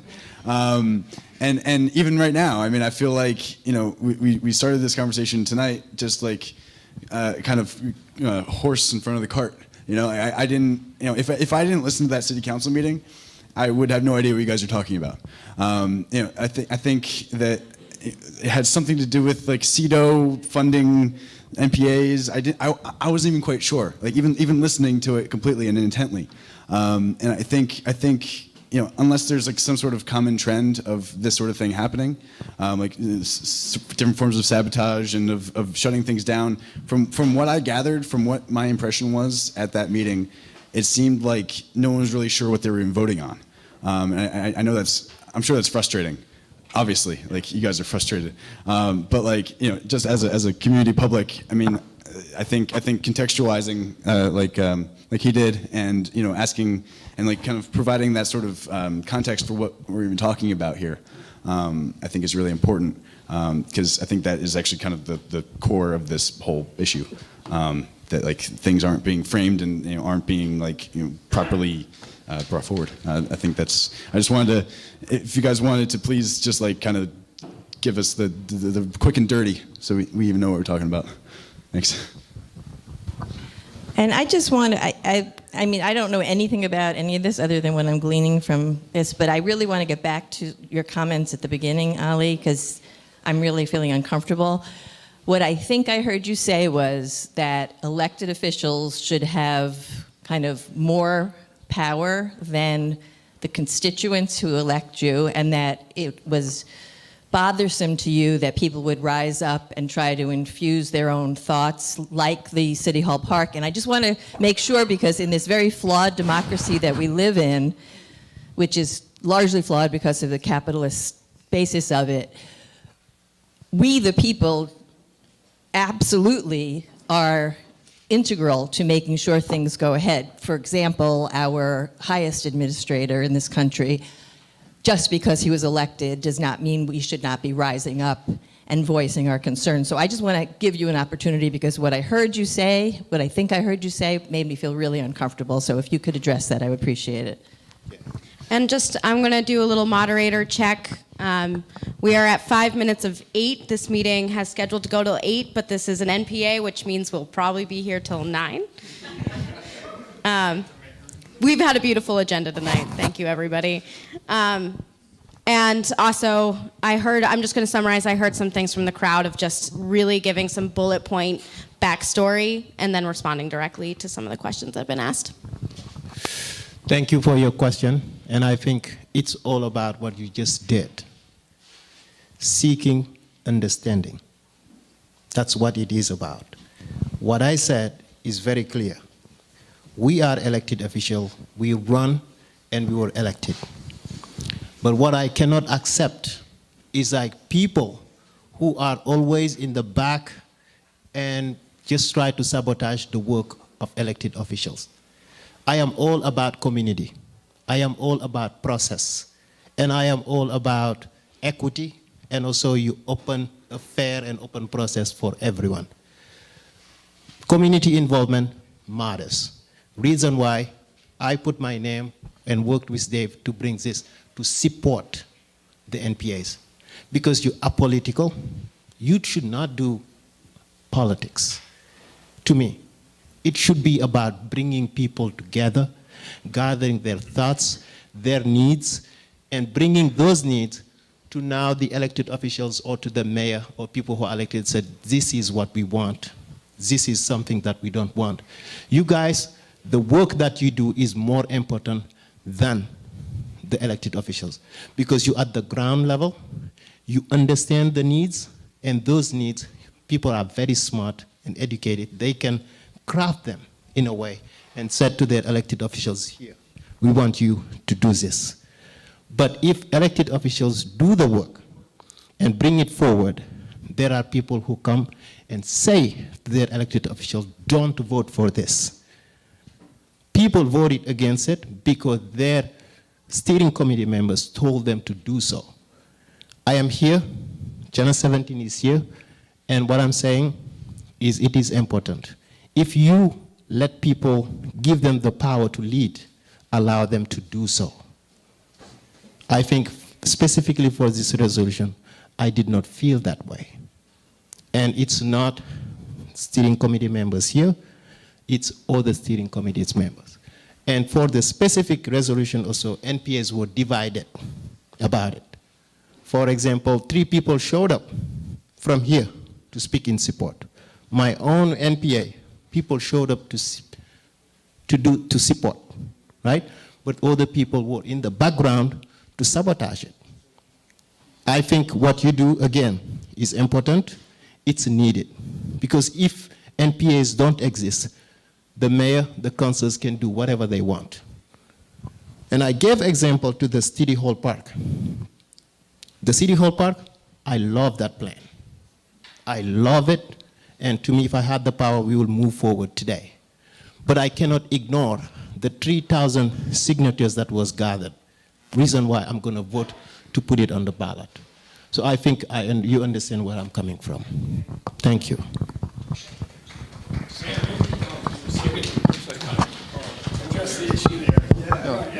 Mayor, I'd like.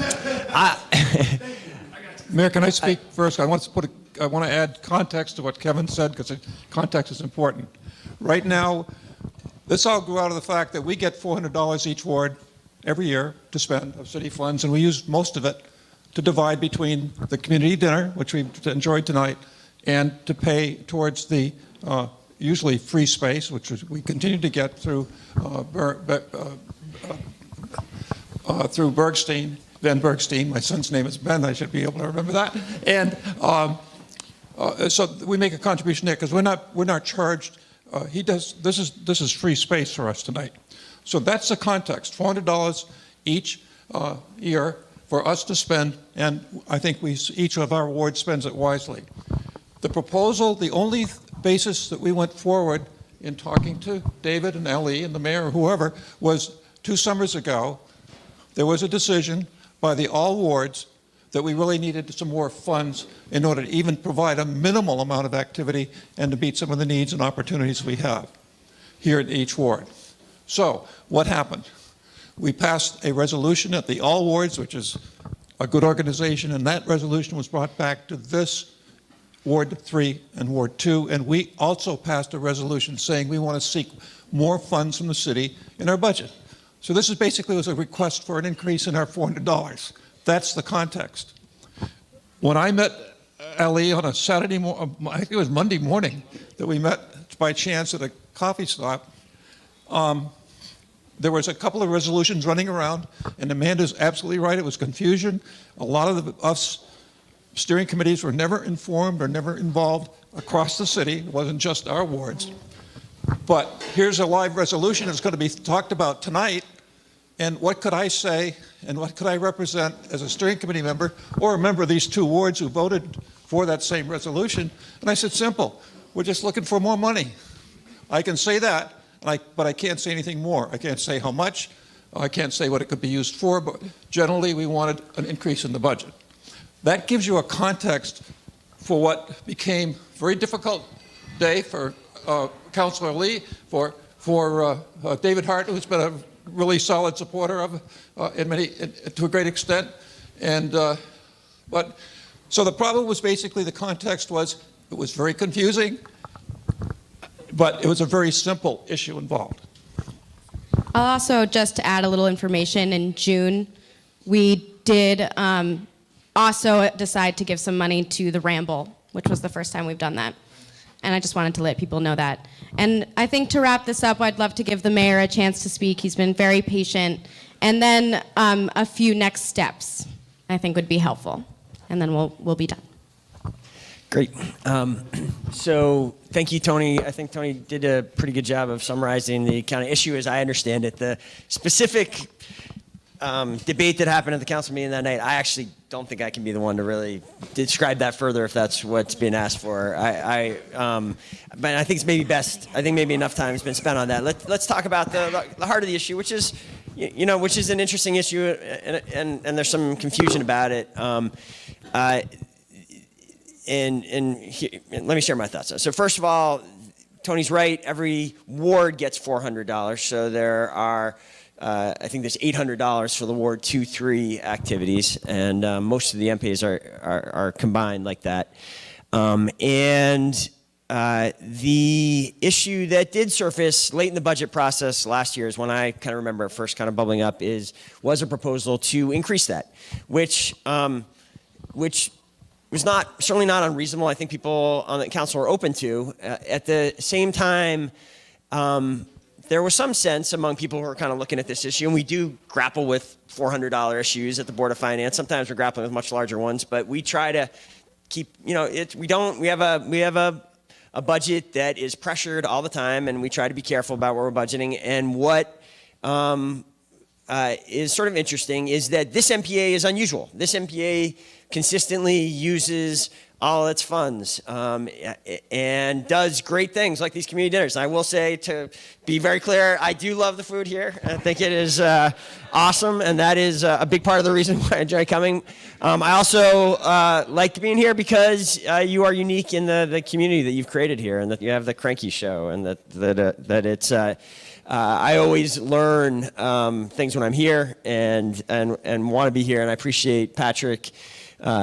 The invitation to be here, and Janet and the whole team that helps put this on. It's pretty remarkable, and I certainly would be open. I think the whole council would be open to expanding funding for community building activities like this. The thing is that $400 allocation, although it isn't much, consistently doesn't get used by most of the other NPAs. The money goes largely unspent. And so when we were looking at, do we increase a budget line that goes largely unspent, it didn't resonate in the Board of Finance with the people putting together the budget last year. What we said instead was, if you have ideas about what you want to do with the community building money, you might want to look, let me acknowledge, maybe we could have done more to kind of broadcast what was said. I think, sometimes communication is hard, but there's this other pot of money called the Counselor Initiative Fund, which is a new pot of money that we've only had, I believe it was Counselor Nodell who created the concept, maybe with Counselor Siegel, or was it you? Okay, excellent. So, and it's a substantial pot of money, isn't it, Counselor Nodell? Is it $50,000? And that, until recently, that source of money, which was intended to also kind of be really kind of grassroots dollars that counselors who are in the community could and are in close touch with their constituents could be responsive to emerging needs. That fund also had gone undersubscribed for a couple of years, and so as we were going through the budget process last year, it seemed like, well, instead of finding new money, which is hard for us to do, why don't we encourage NPAs to work with their counselors and secure additional funds here? This year it started to change. I think this year may be the first year that fund gets fully expended. I think it started to be, there's more awareness of it, and counselors are coming through with entrepreneurial ideas, and more of it's getting spent.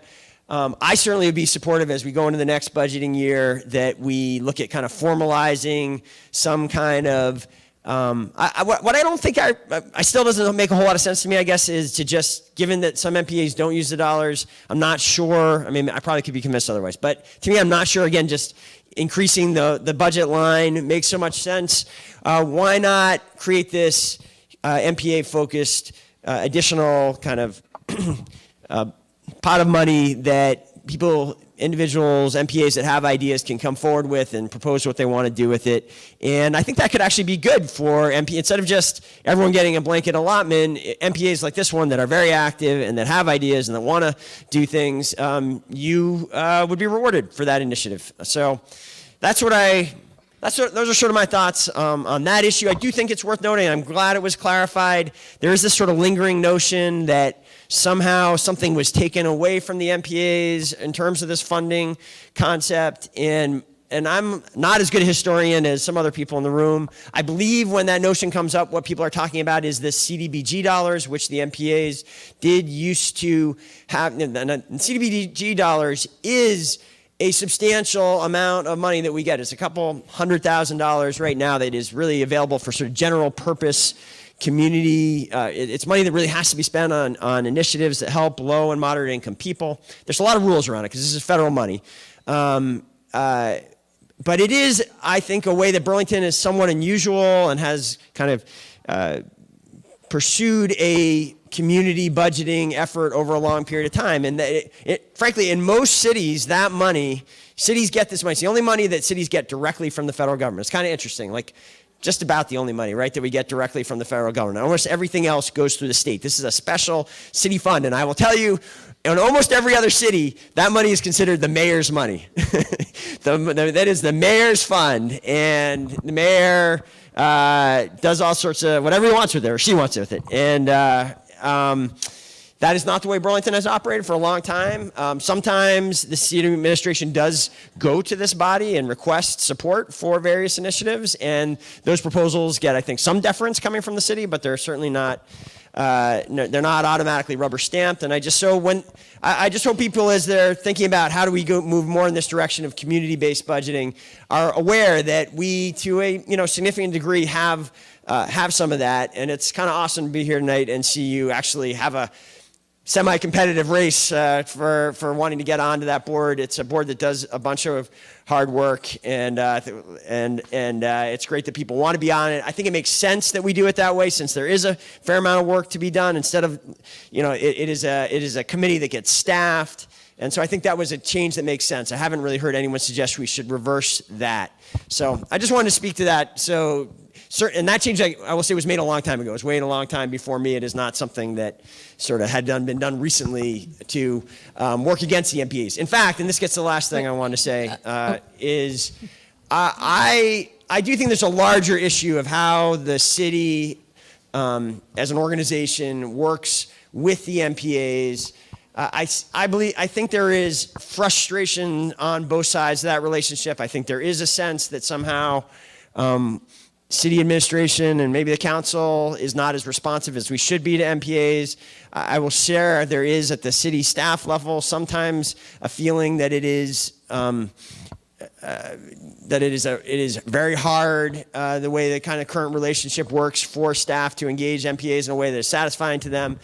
So I think there's some issues to talk about, and I actually said something about this in the State of the City last year. We've had some transition at CEDO, and it's only now that we are kind of staffed and able to kind of pursue a conversation. I was talking to Jim Hallway earlier today. I talked to Jim Lockridge earlier in the week. I would like to find a way to have some kind of good engagement between NPA leaders and the city to see if there's a way to kind of reset expectations, reset the relationship in a way that everyone feels adds some value and works better. Maybe that won't work, but I'd like to give it a try. And I'm sensing from people I've talked to that there's interest in that as well. So, sorry to drone on for a bit there.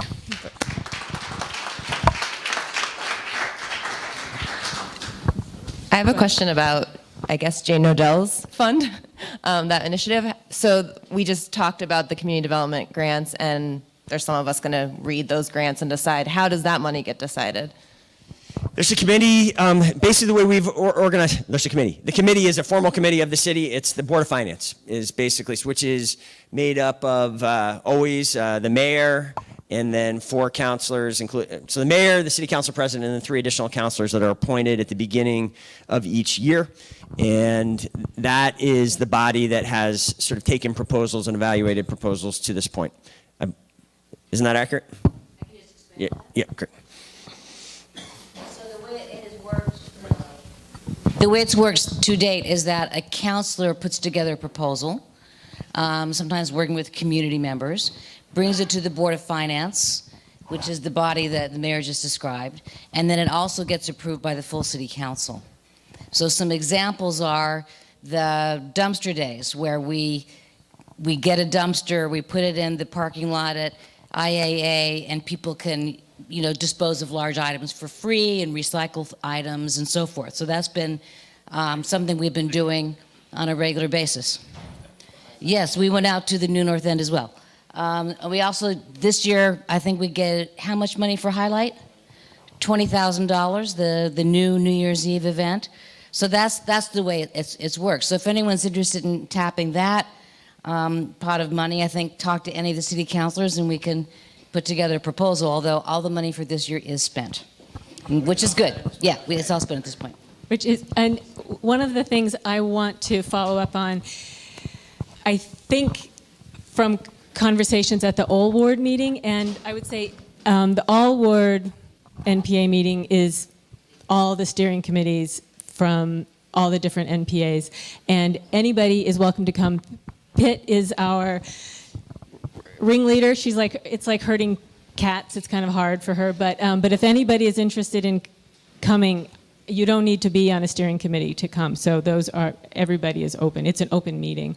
But I remember a conversation about NPA funding, and there was discussion about whether the NPAs should apply for CDBG money.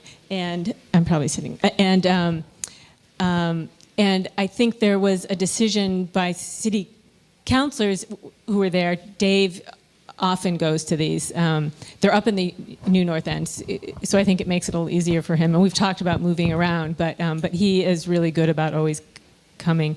And we're saying that he didn't think it was a good idea, or we decided we didn't necessarily think it was a good idea for NPAs to compete against nonprofits for that limited amount of money. That the amount of money we were asking for wasn't that much and could probably be found out of other budgets. We also addressed the mayor's correct assertion that not every NPA uses all of their money. And I think there was discussion around perhaps annually giving a certain amount of money, and then if it's not used by midway through the budget year, then having that revert to other budget items. And I think that sounded good. I think there was also discussion about not wanting the NPAs to have to ask their city councilors for money, but to have an independent source of money. So that was just that's my memory of those points. So these are just to say, these are some of the issues that we've been talking about over the last year. I think it's a really good conversation. I don't think the NPAs feel that they, or I don't feel, I'll speak for myself. So I don't feel that we have come up with probably the best answer. I think we're still in the conversation process, which is why I'm really, really grateful that that these 5 elected officials have come, 6 max. 6 elected officials are here to speak about this. So I'm hopeful that this is just the beginning, or hopefully halfway through the conversation, and we can wrap it up and find a good sort of additional funding and perhaps guidance about good projects for the NPAs. And I'm going to chime in there as well. Back in June, for those who weren't here, we came up with a list of all of the things that we could or would fund if we could, both to bring people to our NPA and both also to be a presence in our community that actually makes change. So I'll say this 1,000 times, this is our public forum. This is where we get to meet as a community and decide what we want with money that we could possibly have. And so I often hear in this conversation, the NPAs don't spend their money. Why should we give them more? And I just don't honestly think that that is how we should be thinking about it, because money will always be spent if it's given, and especially if we include people in the process and see this as the dynamic body that it really could be with some more funding. To talk about what I think we should do as next step, just a proposal. I think it will be very important. To me, it would be very important for the city of Burlington to take at least, especially CEDO, 3 staff, organize a meeting with NPAs 24 hours, let's say a day, where there is lunch, breakfast, some type of conference. It can take place here. Have the charts, have groups, and talk about what are the needs. All NPA steering committees to come together one day, 24 hours, lunch, breakfast, everything served. And we'll have CEDO staff help you to find what exactly you need. Basically, that's what that resolution was asking for, to go individually to NPA. But now I think it's important for all of us, all the NPA steering committee members, to come together and then tell, this is what we found out, and this is what we will use the money for. I think, to me, it's the next step. If people think about all the steps and they come forward just to support the NPAs, I'm 100% with it. Because the work you do is important, is valuable, and we need to support you to move forward. So I have another meeting at 8. I gotta leave. Thank you for having me. It's 8:17, I'm already late. Thank you.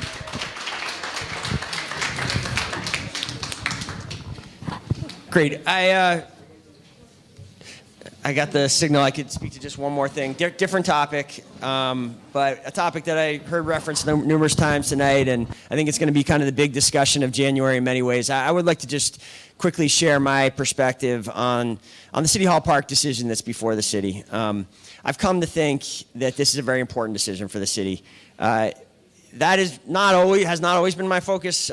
People may forget that this initiative actually began before I was elected. It began back in 2011 when Burlington City Arts got a very substantial and unusual grant from the National Endowment for the Arts to look into revisiting the park. And they sought that grant because there had been literally decades of desire for improvement of City Hall Park and to turn it into something more than it was. I think there's been this long held and still held sense that City Hall Park, as great as it can be at certain moments, doesn't live up to its promise. And so there's basically just three things I hope you all are aware of. I just want to say, as you're kind of considering weighing in on this, I certainly agree that that democracy is about people weighing in with their elected officials, and I know a lot of people are on this. And here's three things just want to make sure you're aware of. One, I just want to make sure the basic facts are clear. As I go around town, I'm struck by how many people, some of the rhetoric that people who don't like the park have used. There's been the statement that they're paving over the park, and I understand. I think most people understand that that's sort of political hyperbole. Not everyone understands that. I literally hear people thinking that we're going to pave the park. We are not going to pave the park. What the proposal is would make the park substantially more vegetation in the park than there is now. We're going to plant 1,500 shrubs and grasses and perennials that aren't there now. It's going to be far more sort of naturalistic and ecologically kind of interesting and beautiful than it is today. In terms of trees, and this wasn't the case with the early designs, but the advocates about the trees we have heard them. And there are 51 trees in the park currently. There will be 48 trees in the new design. That is after several rounds of going back and looking, and now it is certainly true that some of them will be younger and new trees for a while, but they will over the long term be healthier trees. We have more than half the trees in the park currently that are in poor health. Mayor, two other quick things I'll just say. Because I would also say that if you want to come back and talk about this next month, before, I guess it'll be on the ballot. No, I think this is the month. It won't be on the ballot. Well, this is the month. This is why it's a key month, and there's a big group of people who seem interested. Well, there is, but we don't want to drive them off before the raffle. We'd rather have you. We would much. not the raffle, the door prize. Can I have 2 more minutes to make two more quick points? Okay, 2 more minutes, All right. Emma. 2 more minutes. Great. And then you can pick the raffle, so you can be really popular. Great. Point number 2 is that I think that this plan, if we go forward with it, I think in a few years people look back and be surprised we had this debate. I think people are going to love it when we actually get it done. I hope we don't miss this opportunity to make it a place that far more people use, far more points during the year than they do currently. And then the final thing I will say, and it's hard to say in just a minute, is I do think this issue has become larger than just about City Hall Park. This has become about whether we can function effectively as a city. We have been working on this for 7 years, since 2011, 8 years now, I guess. The City Council has voted again and again and again after extensive public input to move forward with this, as recently as last June when the City Council voted, I think it was 10-2 or 11-1, to move forward and to get this into construction in 2009. We have been trying to implement those decisions.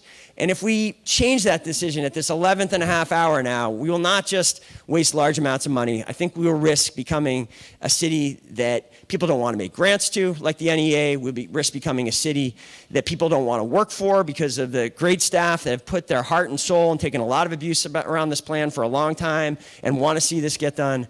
I think we'll risk becoming a city where people don't know how to partner with us, which is key to being a successful city, because there's always going to be this fear that if something becomes controversial at the last moment, it won't go forward. So I hope you don't do that. I hope you think about that when you're asked to sign a petition, because the petition figures have not gotten to the 2,000 total yet. And we have a big decision to make as a community. I hope you dig into it and think about it hard. With that, I will...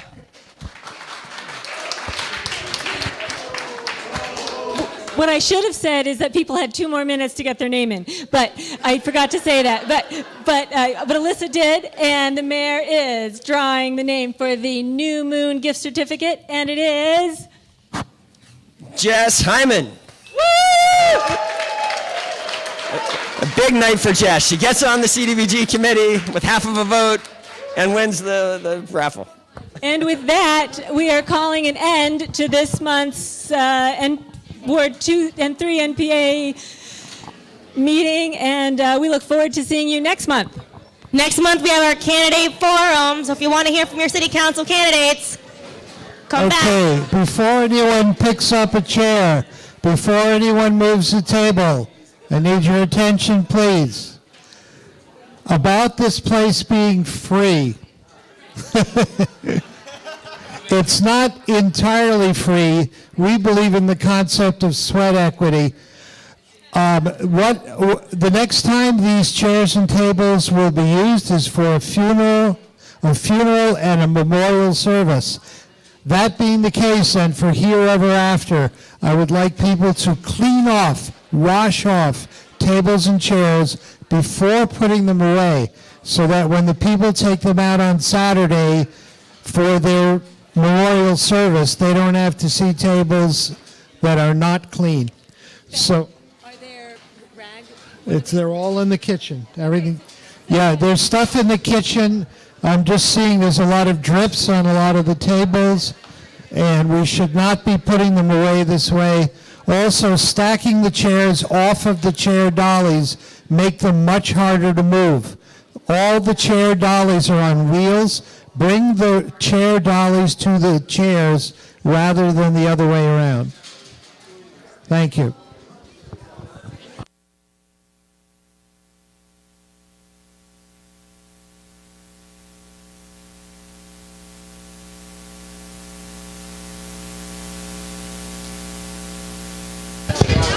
There are rags and liquid to clean off tables and chairs in the kitchen, I believe, also in the custodial closet.